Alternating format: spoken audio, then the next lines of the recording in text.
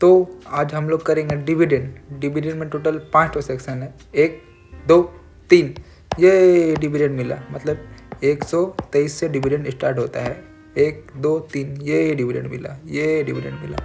ठीक है, 1 2 3 मतलब 123, 24, 25, 26, 27 टोटल 5 सेक्शन है। 123 से लेकर के 127 तक, 1 2 3 4 5, 123, 24, 25, 26, 27। ठीक है, हम लोग स्टार्ट करेंगे 1 2 3 मतलब 123 से। 123 में टोटल 2 है, final dividend, interim dividend. Final dividend को बोर्ड रिकमेंड करता है और एजीएम में रेक्टिफिकेशन होता है, मगर इंटरिम डिविडेंड डायरेक्ट डिक्लेयर करता है बोर्ड। स्टार्ट करेंगे फाइनल डिविडेंड से। फाइनल डिविडेंड कहाँ से दिया जाएगा? पीएडी पीएवाई जो सीजी और एसजी पैसा दिया उससे, या फिर जो डिस्ट्रीब्यूटेबल प्रॉफिट है उसमें से, मतलब सब खर्चा माइनस करके जो आया उसमें से ही फाइनल डिविडेंड दिया जाएगा। पहले प्रीफरेंस शेयर होल्डर को दिया जाएगा, उसके बाद इक्विटी शेयर होल्डर को जाएगा। प्रीवियस ईयर का प्रॉफिट से दे सकते हैं। सीजी एसजी जो सब्सिडीज़ दिया उसमें से भी डिविडेंड दे सकते। कुछ पैसा बच गया, मतलब कि सीजी एसजी पैसा माफ़ कर दिया, उस बचा हुआ पैसा से भी डिविडेंड दे सकते हैं। ठीक है, कभी भी फ्री रिजर्व से और सिक्योरिटी प्रीमियम अकाउंट से डिविडेंड मत देना, हमेशा और हमेशा जनरल रिजर्व से देना। ठीक है, या फिर फ्री रिजर्व से देना, दोनों एक ही है। जनरल रिजर्व और फ्री रिजर्व से ही पैसा देना, कभी भी सिक्योरिटी प्रीमियम से मत देना, सिक्योरिटी प्रीमियम से। ठीक है, लॉस का केस में रूल 3 का हिसाब से देना, और डिविडेंड देने के लिए डिपॉजिट का प्रोविज़न मान लेना, वरना डिविडेंड मत देना। डिपॉजिट का प्रोविज़न मान ही लेना तभी डिविडेंड देना, वरना डिविडेंड मत देना। ख़त्म हो गया फाइनल डिविडेंड। अब आते हैं इंटरिम डिविडेंड में। इंटरिम डिविडेंड कभी भी फ्री रिजर्व से मत देना।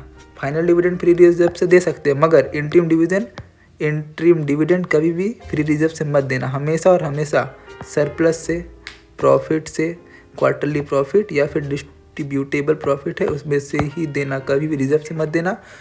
सरप्लस से, प्रॉफिट से और क्वार्टरली प्रॉफिट से ही इंटरिम डिविडेंड देना। और रेट कितना होगा? प्रीवियस 3 ईयर का जो रेट है उसका एवरेज देना। एवरेज से ज़्यादा मत देना, एवरेज से कम देना, या तो एवरेज देना या तो एवरेज से कम देना। पिछला 3 ईयर का नेट प्रॉफिट का, पिछले 3 ईयर का डिविडेंड रेट का एवरेज। ठीक है, उससे कम ही देना या फिर एवरेज ही देना, उससे ज़्यादा मत देना। ठीक है, इंटरिम डिविडेंड भी हो गया। कुछ है छोटा डिविडेंड से रिलेटेड जान लो। कैश में और बैंक में ही देना तभी डिविडेंड माना जाएगा। कूपन में कभी डिविडेंड नहीं माना जाएगा। शेयर मिला डिविडेंड नहीं माना जाएगा, बोनस शेयर माना जाएगा। अगर शेयर दिए गए तो पैसा या फिर बैंक में ही पैसा देना ही पड़ेगा तभी डिविडेंड माना जाएगा, वरना डिविडेंड नहीं माना जाएगा। एजीएम में ही फाइनल डिविडेंड दिया जाता है। डेब्ट बन जाएगा डिविडेंड अगर डिक्लेयर प्लस शेयर होल्डर का एक्सेप्टेंस आ गया तो। शेयर होल्डर का एक्सेप्टेंस प्लस डिविडेंड डिक्लेयर्ड, सिर्फ डिविडेंड डिक्लेयर्ड नहीं, प्लस शेयर होल्डर का एक्सेप्टेंस, तो डिविडेंड डेब्ट। ठीक है, डेब्ट बन जाएगा। इतना दूर तक हो गया। 123 1, 123 2 हो गया। अब 124 में टोटल 7 गो है। पहले 1 2 3 4, फिर 1 2 3, मतलब 1 2 3 4 5 6 7, टोटल 124 1 से लेकर के 124 7 तक है। ठीक है, चलिए आइए 124 1। 124 1 में क्या है? डिविडेंड डिक्लेयर किए तो आने वाला 30 दिन में डिविडेंड का पैसा दे देना। हाँ, डिविडेंड डिक्लेयर किए उसका 5 दिन के अंदर अंदर सेपरेट अकाउंट में पैसा तो डाल देना डिविडेंड का, स्केड्यूल बैंक में, और आने वाला 25 दिन में पैसा दे देना जो क्लेम किया है। अगर नहीं दिए तो क्या, वो मीन्स मांगा ही नहीं 30 दिन बाद, तो 7 दिन मीन्स 5 दिन के अंदर अंदर सेपरेट अकाउंट में डाल देना और 25 दिन में दे देना, मतलब 30 दिन खत्म हो गया। अब 30 दिन के बाद 7 दिन के अंदर जो पैसा बचा हुआ है ना अनपेड डिविडेंड अकाउंट में डाल देना। अनपेड डिविडेंड अकाउंट में 7 दिन के अंदर डाल देना, ठीक है। अगर नहीं डाले तो 124(2) फाइन लग जाएगा कंपनी को 12% पर एनम से, सिंपल इंटरेस्ट। 124(1) हो गया, 124(2) हो गया, 124(3) कुछ नहीं है। 90 दिन के अंदर एक स्टेटमेंट बनाना, लिख लेना इसको पैसा नहीं मिला, इसको पैसा नहीं मिला, इसको पैसा नहीं मिला, और कंपनी की वेबसाइट में पोस्ट कर देना। 124(1) हो गया, 2 हो गया, 3 हो गया, 124(4) कुछ नहीं, 30 दिन बाद भी शेयर होल्डर लोग अपना पैसा क्लेम कर सकता है। 123 हो गया, 124 हो गया, 124(4) तक हो गया, 124(5) में क्या है, 7 साल तक पैसा तो अनपेड डिविडेंड अकाउंट में रखा हुआ है, तो 7 साल बाद पैसा तो 7 साल के बाद ही पैसा तो IEPF मतलब कि employ education protection fund account में चले जाएगा। डिविडेंड का पैसा IEPF अकाउंट में चल जाएगा 7 साल बाद ही। 124(5) हो गया, 124(6) क्या है, पैसा तो चल ही जाएगा, शेयर भी चल जाएगा। 124(7) घोटाला है कुछ, बस देख ले देखिए ख़त्म। मतलब 124 भी 1 2 3 4 5 6 7 हो गया, 124 भी हो गया, 123 124 हो गया, 125 में 3 टो है, 125 1 2 3, 125 1 क्या है, IPF का पैसा, IPF का अकाउंट CG बनाएगा, IEPF CG मतलब सेंट्रल गवर्नमेंट बनाएगा। 125(2) क्या है, IF का पैसा जुड़ जाएगा, कहाँ जुड़ जाएगा, आपका ग्रांट अनपेड है, जनरल में जाइए, यहाँ वही बैठता है जिसका इनकम मैच्योर है, या तो फैक्टर करता है रिडम्पशन कीजिए, या तो रेड बस में जाइए, ठीक है। एप्लीकेशन मनी मतलब कि एप्लीकेशन मनी दिया है और साल तक एप्लीकेशन मनी हमारे पास ही है, तो वो डायरेक्ट IPF में जुड़ जाएगा। 7 साल तक एप्लीकेशन मनी हमारे पास ही, तो वो IEPF में जुड़ जाएगा। ग्रांट मतलब कि जो ग्रांट मिला, डोनेशन मिला, चंदा मिला, CG से मिला, SG से मिला, सब IEPF में जुड़ जाएगा। अनपेड डिविडेंड अकाउंट में पैसा है 7 साल तक, डायरेक्ट IPF में जुड़ जाएगा। जनरल रेवेन्यू कैन का पैसा 7 साल तक अनपेड है, जनरल रेवेन्यू कैन का पैसा 7 साल तक अनपेड है, तो वो डायरेक्ट IEPF में जुड़ जाएगा। यहाँ वहीं बैठता है जिसका इनकम फ्रॉम इनकम IPF में जुड़ जाएगा। मैच्योर डिपॉजिट, मैच्योर डेप्ट का पैसा IEPF में जुड़ जाएगा अगर 7 साल से ज़्यादा तक अकाउंट में पड़ा हुआ है। फ्रैक्शनल शेयर को बेचकर पैसा मिला, डायरेक्ट IEPF में जुड़ जाएगा। रिडम्पशन नहीं किया प्रीफरेंस शेयर होल्डर अपना पैसा 7 साल तक, तो वो डायरेक्ट IEPF में जुड़ जाएगा। हो गया ख़त्म। आपका ग्रांट अनपेड है, जनरल में जाइए, यहाँ वहीं बैठता है जिसका इनकम मैच्योर है, फैक्टर करता है, रिडम्पशन करिए या फिर रेड बस में जाइए। आइए थोड़ा ऊपर देख लेते हैं।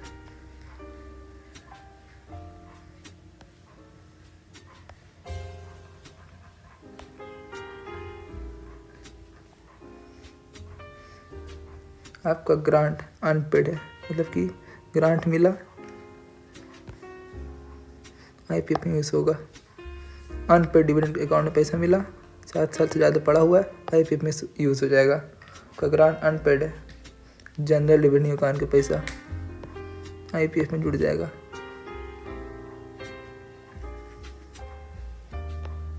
यहाँ जनरल रेवेन्यू चल जाएगा, यहाँ वो बैठते हैं जिसका income from income, mature deposit, mature डेप्ट का पैसा IPF में जुड़ जाएगा। 7 साल से ज़्यादा तक अकाउंट में जुड़ा हुआ है तो रहा है, तो फैक्टर करता है, मतलब कि फ्रैक्शनल शेयर को बेच करके पैसा मिला IPF में जुड़ जाएगा। Redemption preference share holder redeem नहीं किया, 7 साल तक रिडीम नहीं किया तो IPF में जुड़ जाएगा। ख़त्म, ये भी हो गया। डोनेशन देख लीजिए, ग्रांट मतलब चंदा मतलब डोनेशन, इसी में जुड़ गया। ये भी हो गया, ये भी। एप्लीकेशन मनी वही आपका मनी, एप्लीकेशन मनी अनपेड 7 साल तक। हो गया। मैसेज प्रिस्क्राइब, खत्म।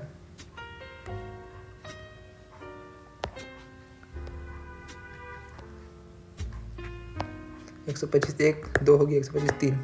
IEPF के पैसे यहीं यूज़ होगा, कहाँ यूज़ होगा, रिफंड एडुकेशन लीगल है, DD का इंसिडेंटल पर्पस के लिए रिफंड करने में IPF के पैसे यूज़ होगा। एडुकेशन योजना से जुड़े सभी दस्तावेजों को ध्यान से पढ़े, करने में IPF का पैसा यूज़ होगा। लीगल एक्सपेंशन रिम्बर्स करने में यूज़ होगा। डिविडेंड अमाउंट को डिस्ट्रीब्यूट करने में यूज़ होगा। इंसिडेंटल पर्पस के लिए यूज़ होगा। आइए देखते हैं।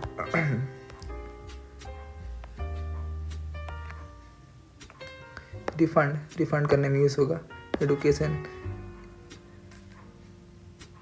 प्रोटेक्ट करने में यूज़ होगा। योजना से जुड़े सभी दस्तावेजों को ध्यान से पढ़े। लीगल एक्सपेंस रिम्बर्स करने में यूज़ होगा। DD डिस्कॉर्ज अमाउंट का डिस्ट्रीब्यूशन करने में यूज़ होगा। मतलब डिविडेंड डिस्कॉर्ज अमाउंट का डिस्ट्रीब्यूशन करने में यूज़ होगा। IPF का पैसा इंसिडेंटल पर्पस के लिए यूज़ होगा। कहाँ इंसिडेंटल पर्पस, ठीक है, इंसिडेंटल पर्पस के लिए यूज़ होगा।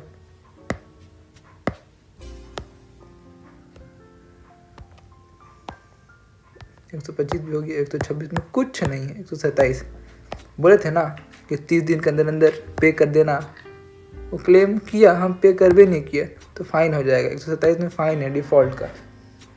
कंपनी को फाइन है कितना और ऑफिसर को फाइन है कितना, ये देखते हैं। डिफ़ॉल्ट कर दिया कंपनी को, मांगा था हम दे भी नहीं गए 30 दिन के अंदर तो फाइन हो जाएगा। डायरेक्टर को फाइन हो जाएगा कितना, 2 साल के इम्प्रिजनमेंट प्लस, याद रखिएगा प्लस मिनिमम 1000 रुपये पर डे का हिसाब से कंटिन्यूअस फाइन। और कंपनी को 18% के हिसाब से पर एनम सिंपल इंटरेस्ट लगेगा। सिंपल इंटरेस्ट ख़त्म। हाँ, ये सब केस में डिफ़ॉल्ट नहीं माना जाएगा। ठीक है, 30 दिन के अंदर पे नहीं किए फिर भी डिफ़ॉल्ट नहीं माना जाएगा। अगर ये सब केस हुआ तो क्या लॉ में डिस्प्यूट है तो सामने वाला ध्यान दे क्यों एडजस्ट करेगा। लॉ में ही डिस्प्यूट है तो कैसे डिविडेंड देंगे। डिस्प्यूट है, कोर्ट ही बोल रहा कि मत देना तो कैसे देंगे डिविडेंड।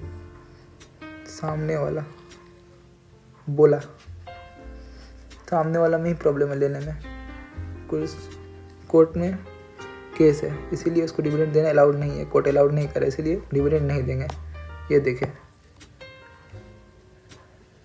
मिस्टर एक्स इंस्ट्रक्शन दिए कि कंपनी हमको ये हिसाब से डिविडेंड देना।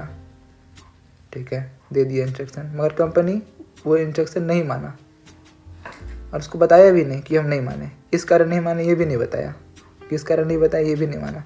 तो कंपनी को फाइन देना ज़रूरी नहीं है क्योंकि कंपनी तो बताया ही नहीं। कंपनी फाइन देना ज़रूरी है। फिर से सुने, कंपनी एक्स मिस्टर एक्स बोला ऐसे डिविडेंड देना और ऐसे डिविडेंड नहीं दिया। क्यों नहीं दिया ये बताया ही नहीं। मिस्टर एक्स को बताया ही नहीं कि ऐसे हम डिविडेंड नहीं दिए, इस कारण नहीं दिए तो फाइन लग जाएगा कंपनी को। क्योंकि मिस्टर एक्स के हिसाब से कंपनी काम नहीं किया। एडजस्ट, हाँ, मिस्टर एक्स या फिर किसी का भी कोई ड्यू सम है, डिविडेंड के अमाउंट से एडजस्ट कर सकता है। ठीक है, आइए देखते हैं।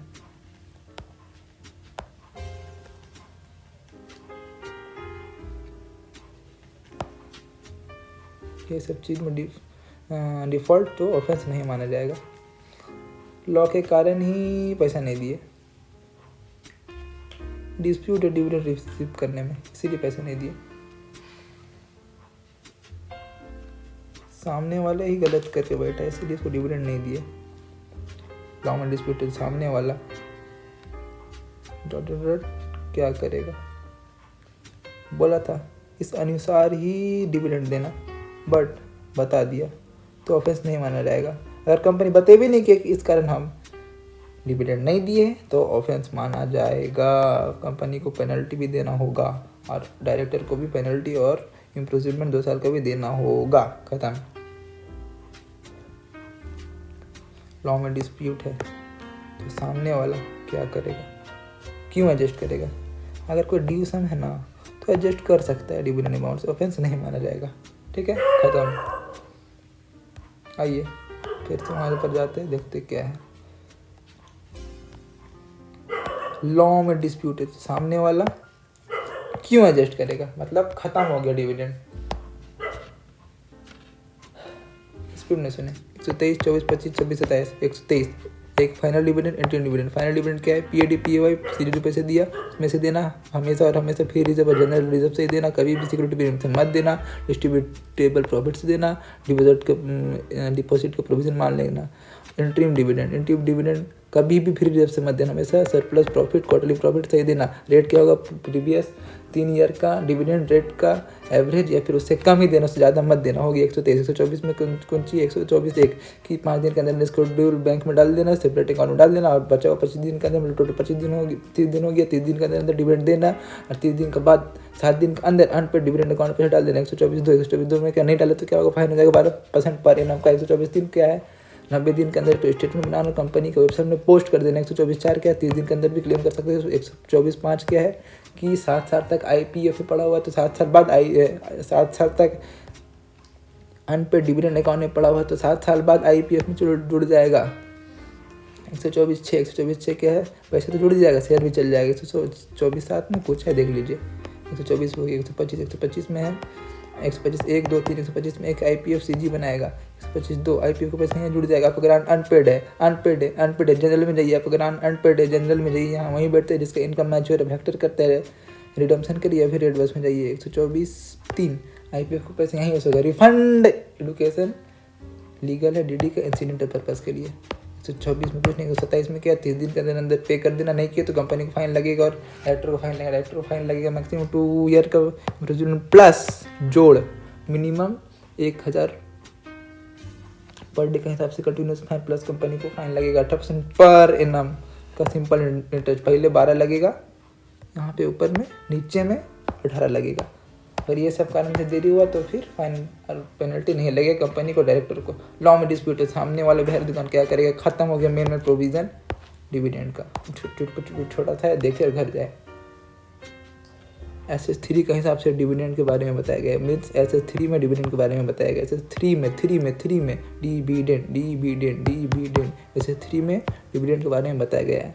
Dividend can not be declared in leave of bonus, मतलब कि बोनस शेयर का बदले में कभी भी डिविडेंड नहीं दिया जाएगा। डिविडेंड हमेशा कैश में दिया जाएगा। स्पेशल डिविडेंड क्या है? होली में, दिवाली में, कोई ओकेजन में डिविडेंड दिया जाएगा, उसी को बोल देगा स्पेशल डिविडेंड। अगर कंपनी ये सब किसी भी चीज़ में रिपेमेंट करने में डिफ़ॉल्ट किया तो डिविडेंड नहीं देगा कंपनी। फाइनल इंस्टीट्यूट FI में डिविडेंड रिपेमेंट करने में डिफ़ॉल्ट मार दिया है तो डिविडेंड नहीं देगा।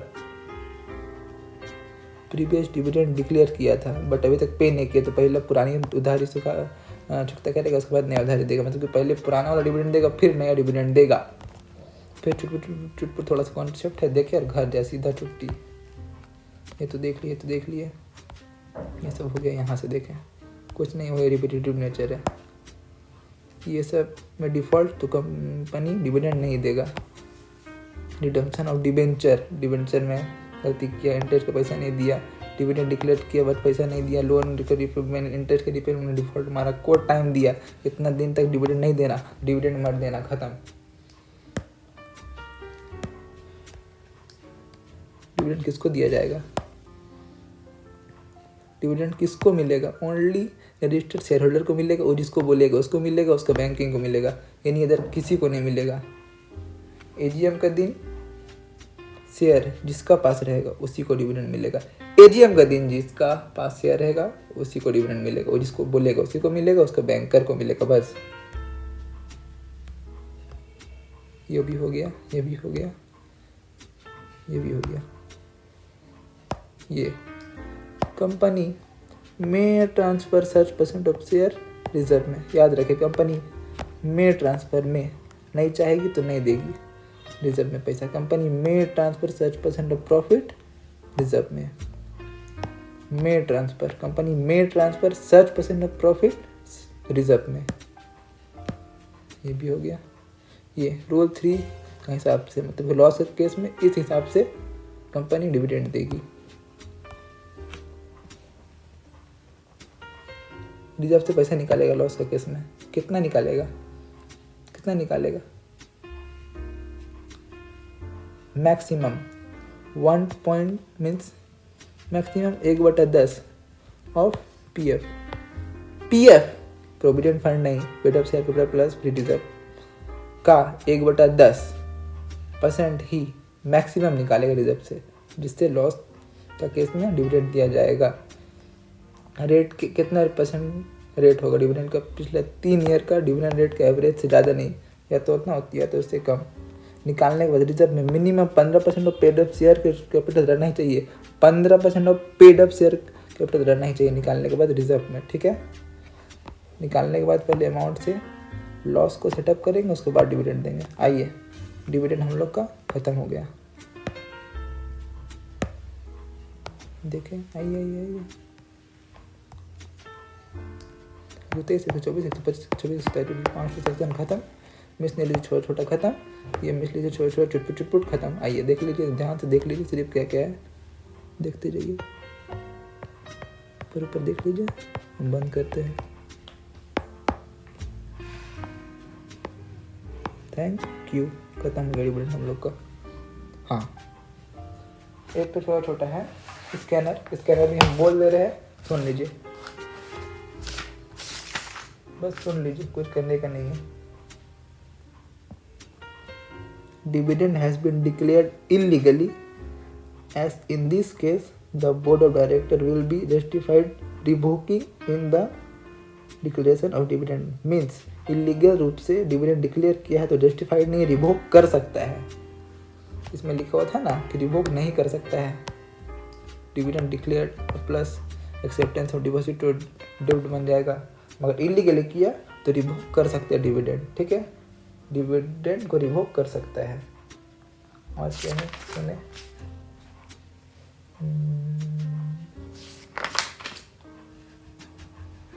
सबसे पहले क्वेश्चन में पूछा बोला गया है कि इक्विटी शेयर होल्डर के लिए डिविडेंड का पैसा निकालना, तो पहले प्रीफरेंस शेयर होल्डर को पैसा देंगे, उसके बाद इक्विटी शेयर को पैसा देंगे। मतलब प्रीफरेंस शेयर होल्डर को पहले प्रीफरेंस देंगे ही, ठीक है, उसके बाद इक्विटी शेयर होल्डर को डिविडेंड देंगे। अब बाकी कुछ नहीं है जानने के लिए, बाकी सब हो गया आप लोग का। डिविडेंड अब पूरी तरह से कंप्लीट।